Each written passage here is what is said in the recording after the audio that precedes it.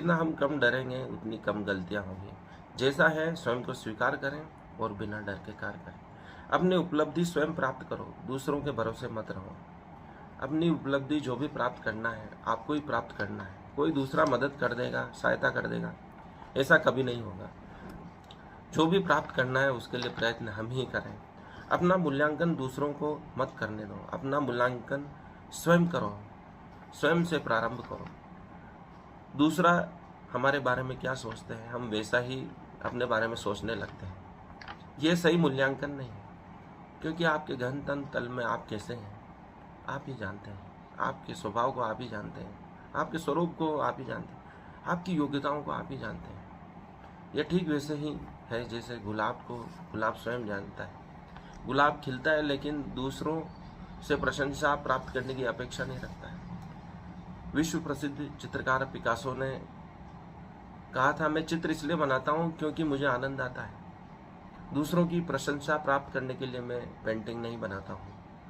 किसी व्यक्ति ने पूछा है कि आप इतने सुंदर चित्र बनाते हैं, बहुत से आप बेचते भी नहीं हैं, तो इसका क्या कारण है? तो पिकासो ने कहा कि मुझे आनंद आता है। यह ठीक वैसे ही जैसे गुलाब को खिलने में आनंद आता है। मुझे आनंद आ रहा है, यह पर्याप्त है। दूसरे इसके बारे में क्या सोचते हैं मुझे इसकी कोई परवाह नहीं है। मैं इस क्षण आनंदित हूँ, यह चित्र बनाकर, यह मेरी सबसे बड़ी उपलब्धि है। और यही आनंद दूसरों में संप्रेषित हो रहा है और इतनी महंगी पेंटिंगें बिक रही है, ये उसी का कारण है। जब तक आप स्वयं आनंद में नहीं होंगे, आप अपनी कला से, अपने कार्य से संतुष्ट नहीं होंगे, दूसरे भी आपके कार्य से संतुष्ट नहीं होंगे। पिकासो यही कहना चाहते हैं, अपने आप को गंभीरता से मत लो और आनंद पूर्वक कार्य करो। जब तक आप कार्य को आनंद पूर्वक नहीं करेंगे, आपका मूल्यांकन सही तरीके से नहीं हो सकता है। आप स्वयं अपने आप का मूल्यांकन सर्वश्रेष्ठ के रूप में करें। बुद्ध का भी यही प्रयास है। जब तक वह जिए उन्होंने सर्वश्रेष्ठ जीवन जिया,